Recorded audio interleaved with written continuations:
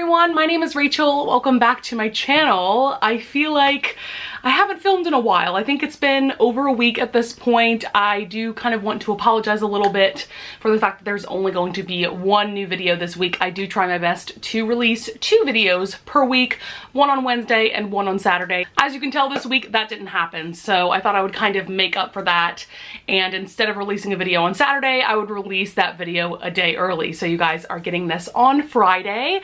And yeah, I am here to talk about all of the books that I have read so far in the month of July. I have 12 books to talk about.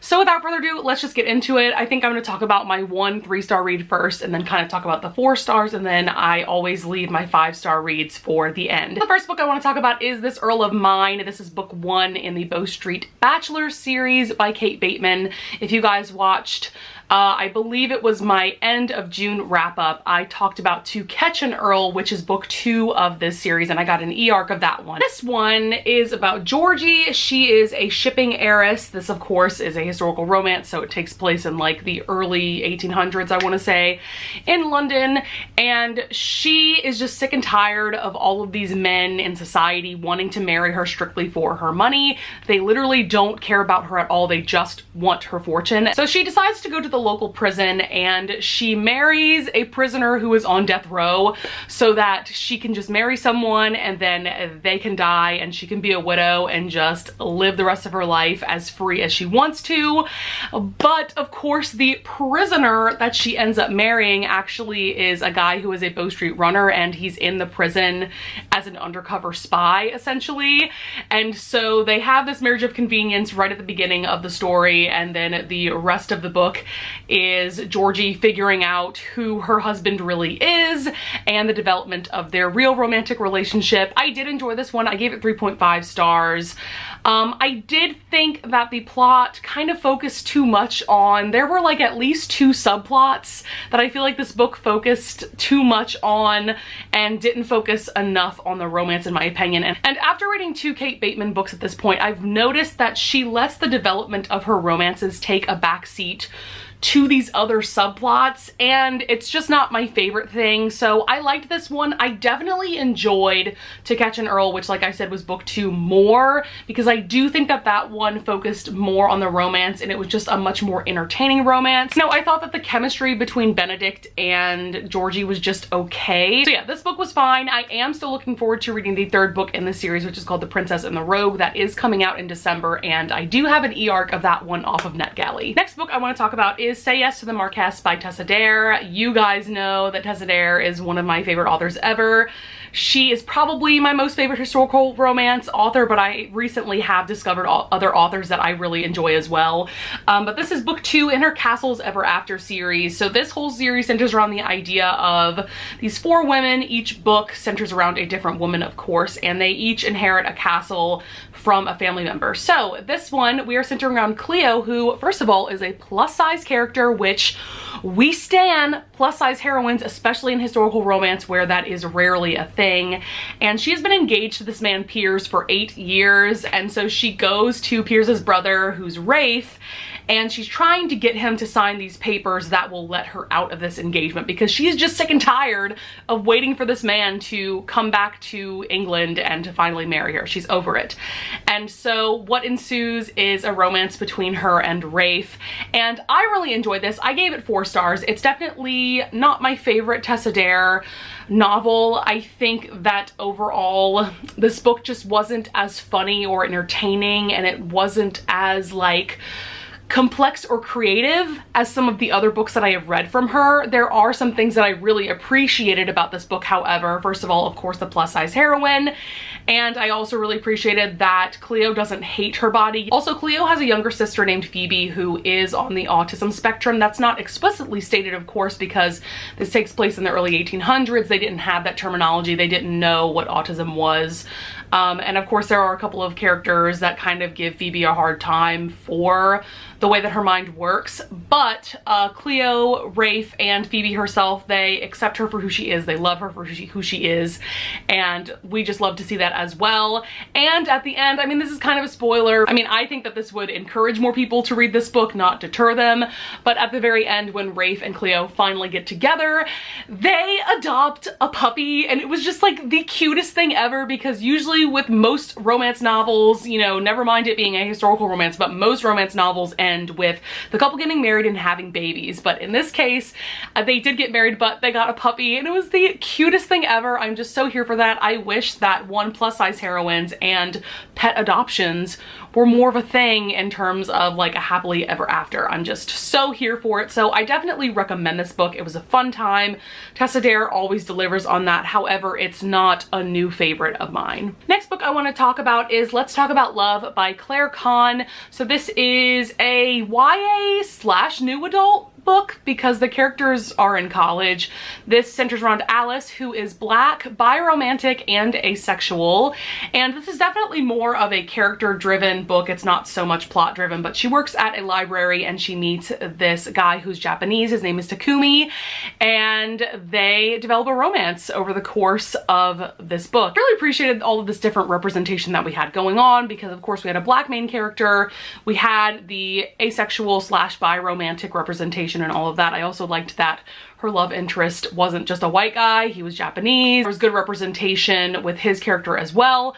I do want to point out that on Goodreads, some people who are asexual have said that the representation in this book is not the most nuanced, it's not the most well done. So if I were you, I would check out those reviews before going into this book. Just know that this book is not like the end-all be-all as far as information and education about what asexuality is and what being biromantic means, but I did overall enjoy it. I am gonna give it 4 stars. Next, I want to talk about the Black Flamingo by Dean Atta. This is also a YA/new adult novel, kind of, because it chronicles this boy, Michael, and his life from being like 5 years old all the way up into college. Michael is mixed race and gay. He is growing up in London, and this book is written in verse, just so you guys know. And yeah, it chronicles him kind of figuring out his identity. He does eventually come into drag culture, and he finds himself through that once he's in college.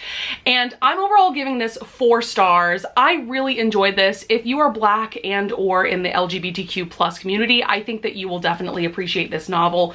For me, why I couldn't give it 5 stars was that I noticed that books that are written in verse, they go either one of 2 ways. Either them being written in verse makes the work more profound and more impactful, or the book being written in verse feels kind of sparse and it feels like the story isn't all that well developed.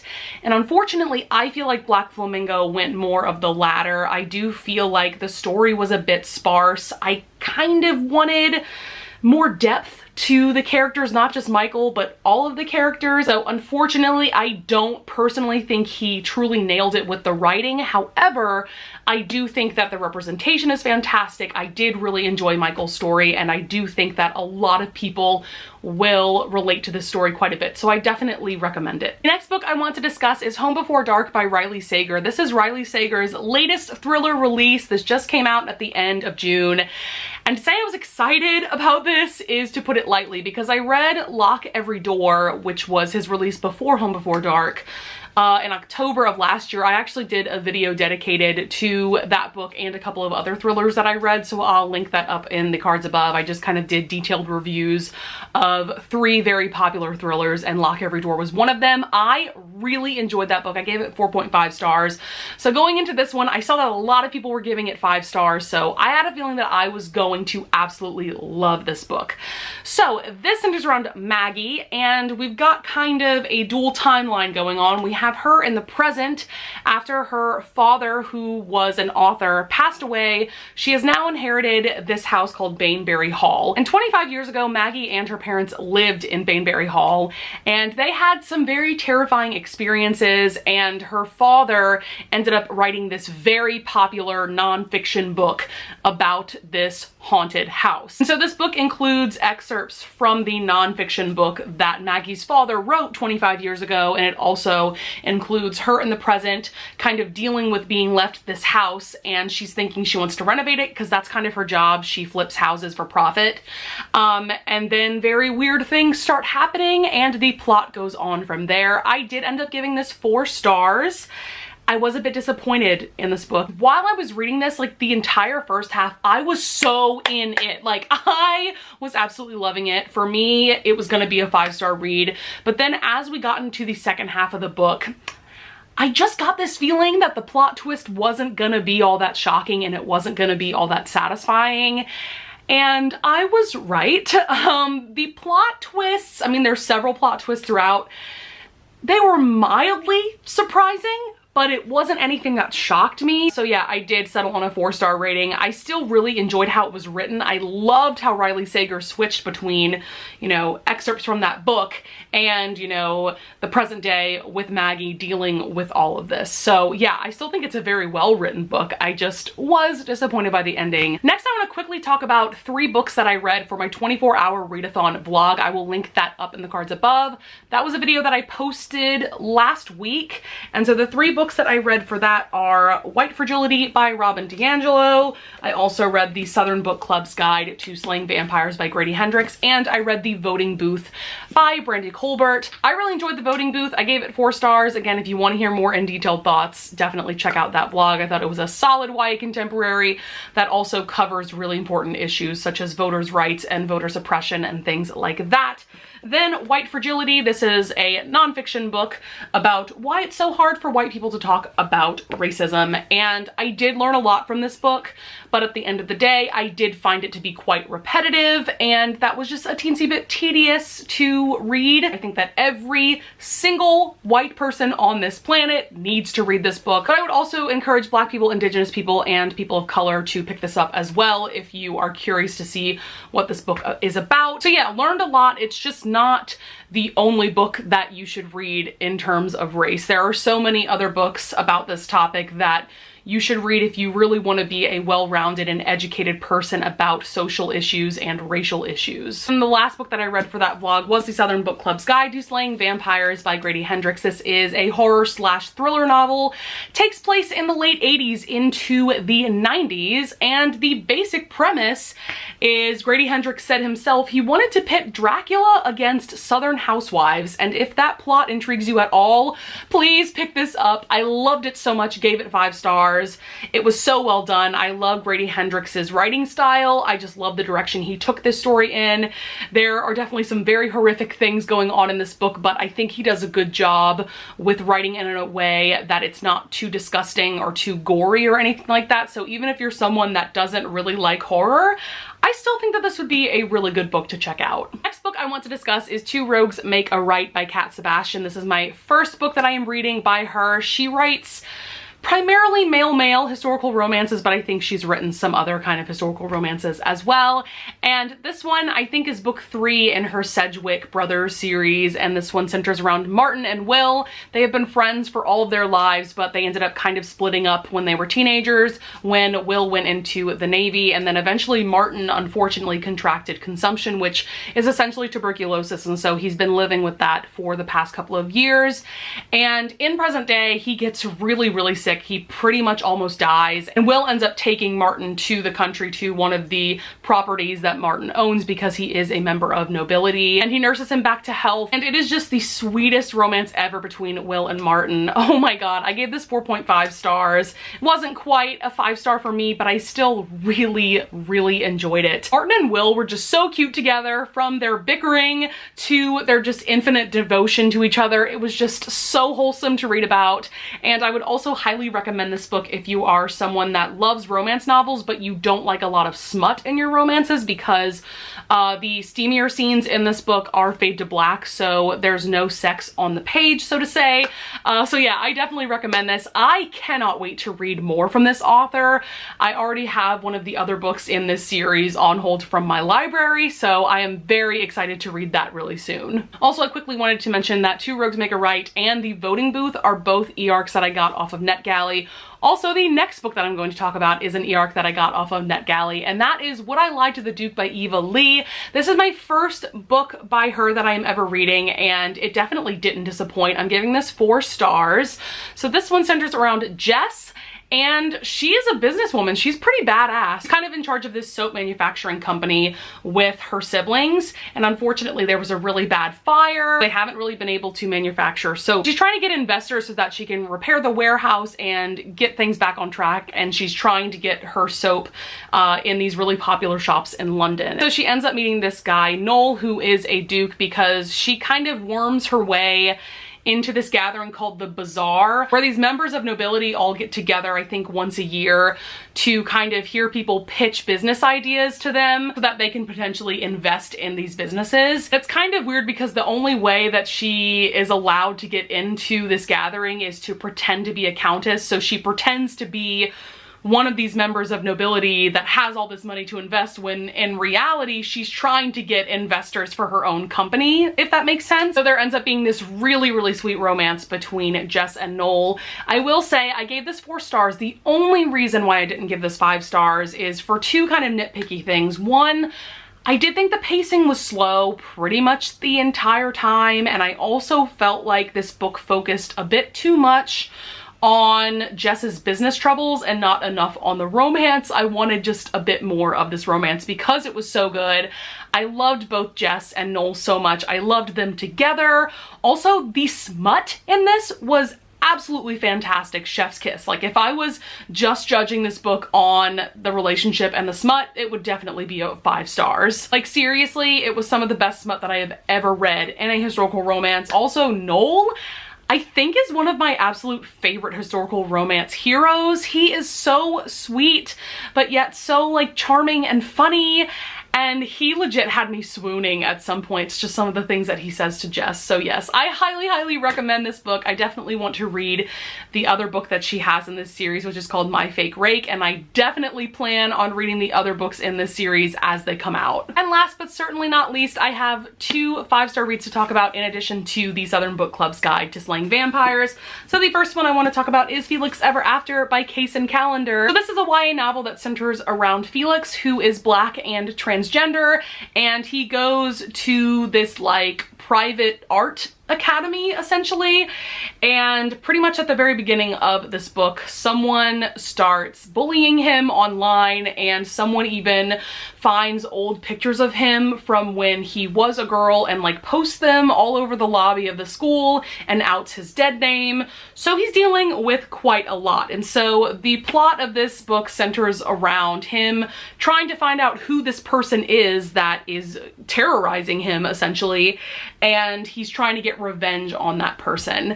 And I just thought that this was such a beautiful yet very, very messy story. There is a lot of teenage drama going on. There's also some really cute romantic things happening. There's kind of a love triangle going on as well, but I thought it was really well done. And I just highly, highly recommend this. I could not give it less than 5 stars. I just loved it so much, but especially if you are in the LGBTQ plus community, I think that you will definitely relate to this so much. I think that you will really appreciate it. And the last book that I want to discuss in this video is The Vanishing Half by Britt Bennett. First of all, can we just talk about this cover? Ugh, I just love the colors. Like, yes, come on, rainbows.